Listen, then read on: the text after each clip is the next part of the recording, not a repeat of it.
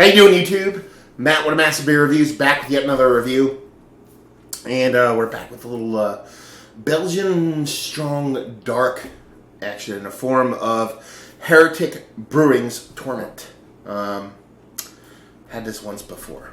We had Heretic and their head brewer and owner, Zamil Zanzishev, probably butchering that, on the radio show I do on Sundays a while ago, and really love it. Really dug this beer, but I tried to bring some home to review, but at that time I didn't have anything to really seal them, so I came back, reviewed it, and it was a bit flat. So unfortunately I had to not post a review. I was lucky enough to procure a couple bottles from Heretic. Thank you very much, guys. And super excited to give it a whirl. As far as what it says on this bottle, it says Heretic, release your inner Heretic, Torment, dark Belgian style ale, bold, rich, and malty. It was manufactured on June 8th, 2015. So we're just about, we're over 6 months now, so that's pretty damn perfect as far as Belgians go.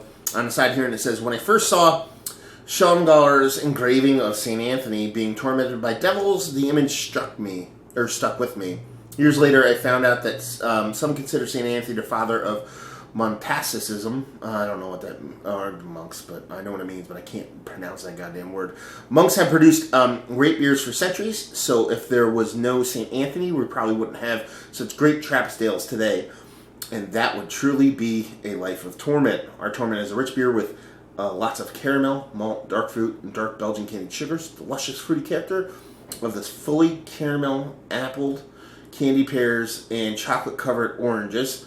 Enjoy it responsibly. Jamil Zanzishev is Chief Heretic. So yeah, I want to say 10% ABV. Brewed and bottled by Heretic Brewing Company, Pittsburgh, California. Kind of nice. PA, being there. Label-wise, all the Heretic labels are pretty much the same. You're going to get your devilish figure on there with your kind of medieval kind of writing. That's pretty much it. They just different color and kind of obviously verbiage from beer to beer. Racing, nice old school waxing on top. I like to see the even though it's a bit cracked up here, but I like to see waxing on bottle conditioned Belgians. You know, that's what really should be waxed. I love aging beer, and I love me some barrel aged beers, but predominantly you see almost all waxed bottles nowadays are your barrel aged beers. And in my eyes, beers that should be aged, or not that you shouldn't age it, you should age everything regardless of style. But the ones that really should be aged, or are best built to be aged, are bottle conditioned Belgians, because less moving parts means less can go wrong with aging, with barrel aged beers, with the wood and everything else going on. You can have a little bit of things go sideways, I guess you could say. So I like to age me bottle conditioned beers over barrel aged beers. So, lecture aside, finger, just under caramel colored head, pillowy, soft, want to sleep on it kind of creaminess on top. It's like it wants to actually put lacing on from the pour. I can see actual like legs and lacing starting to form just from the head itself. It's just like clinging to the sides. Pretty neurotic bubbling, and that is a rich red mahogany with a touch of kind of, have you dropped some honey and some rich mahogany just to break it up, not as dark rich. Not really all that hazy. You can see through it, a bit opaque, but it looks like a Belgian dark. Super legs, baby. Let's get a nose on this.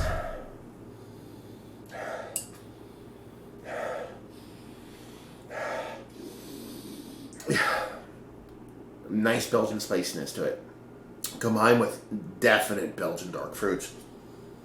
I'm getting almost like a fruit cakey kind of vibe off of this. You get a combination of that Belgian yeastiness, giving you a little bit of breadiness in there, and I'm getting not just like your atypical kind of Belgian cherries going in there. It's a bit sweeter, like a sweeter kind of sweeted cherry, like a caramel, not caramel soak, but a reduced cherry, almost like a cooked with cherry. There's other kinds of dark fruits in there. Get a little bit of banana. Trying to think what else. There's something I just can't pinpoint in this sucker. But yeah, you're getting that beautiful breadiness with the combination of dark fruit. And like I said, it was like that kind of fruit cakiness to where it's almost like all combined together as opposed to being separate notes. It smells a bit sweeter than atypical Belgian. Almost somewhere, I don't even go dark in this. I might almost go like quadish on this as far as vibe goes. But yeah, you get a nice banana. I know some people don't like banana in their beers, but when it comes to Belgians, it's kind of par for the course half the time. So you're getting subtle banana, nice, rich, breaded, fruit cakey kind of dark fruitiness and fruitiness in general. Almost like a raisininess, like not like even a dark raisin, like a yellowy kind of raisin in there. That's the kind of cakey vibe I'm getting off it. Even though most people hate fruit cakes, I can take them from time to time. Regardless, it smells nice. So she looks the part, pretty much. Like a little bit more kind of haziness to my Belgians. She definitely smells pretty good. Let's see what she tastes like. Cheers.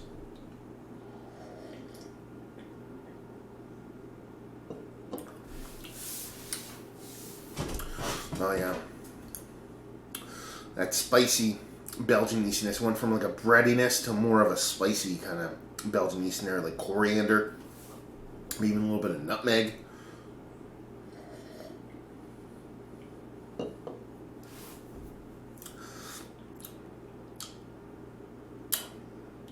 Definitely getting those dark fruits in there. They're not as big as I thought they'd be based off of the nose, since that was the predominant thing I'm getting in there.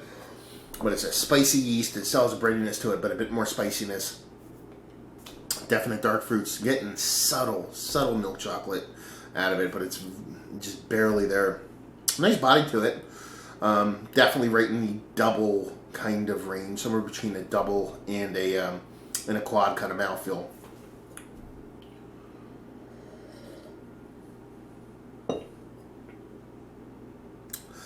And that Belgian candied sugar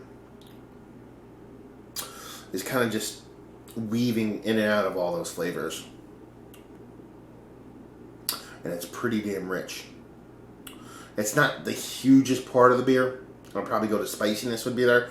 But that Belgian candied sugar, it's like degrees to that sugar. If it's lighter or darker, this is almost like right before you burn it kind of richness. It's super cooked, caramelized Belgian candied sugar. It was really good. Definitely something I'd love to see with some age on it. I always talk about beers having like a Belgian soul. This definitely tastes more Americanized to me than a typical Belgian or Trappist style Belgian dark. But it's damn good. But it definitely falls in a more American version of it. I think it's the yeast profile they use in there, and maybe the combination of the yeast and the candied sugar. I don't think it's a malt thing.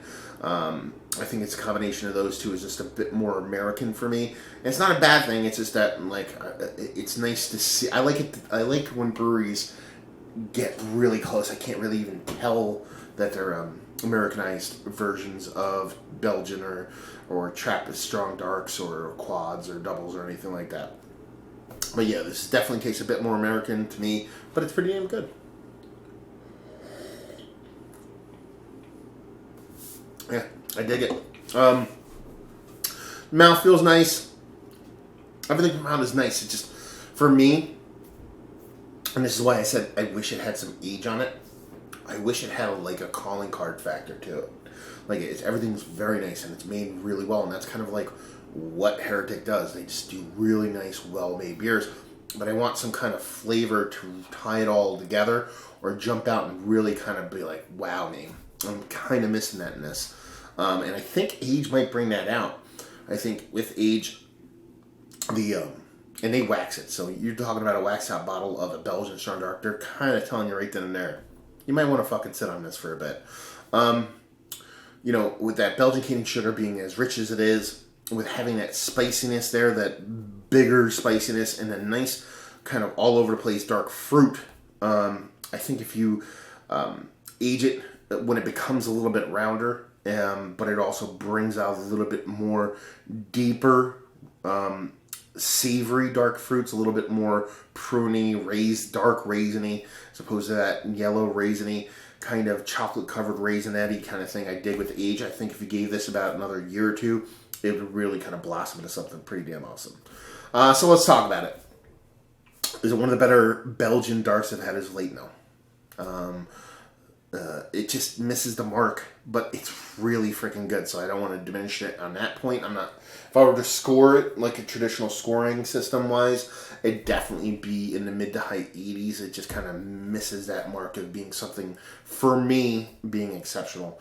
Value and availability, again, it's one of those things we just don't really see it in my area, so hopefully you start to see more of it so I can pick up some more bottles and sit on them and see what happens. And just say, if you like what? If you like this. If you like a lot of American-style quads or Belgian darks, if you like the Reverend from Avery, I think this is a bit deeper, richer version of that. Let's see. What other beers? There's a bunch. I'm just kind of blanking on it right now. American Belgian darks. It's outside of that realm of the Omegangs or the Boulevards or the Schlaflys. Those are a little bit more Belgian leaning for me.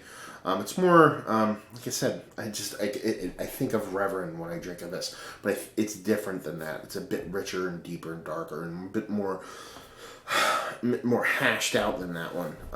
But if you're more an Americanized style quads, or you like to see what a really nice brewery, a really awesome brewery, mind you, from the West Coast is doing with beers, you should give it a whirl, because Heretic does some really good stuff, so definitely worth picking up if you're into the style and you like to see what the fine folks and the West Coast over there are doing with their beers, because they're pretty damn good. So there you go. Another review in the books. Hopefully you guys enjoyed the review. If you did or you didn't, or somewhere in between, please leave a comment in the comment section below, and like, subscribe, and all that fun stuff. If you want to check us out anywhere else on the internet, you can. Facebook, Twitter, Instagram, Untapped, Massive Beers, and all 4 of those places. And yeah, another review down. So hopefully you guys enjoyed the review. Hopefully you're enjoying a nice Belgian strong dark right now. And hopefully see you next time. Cheers.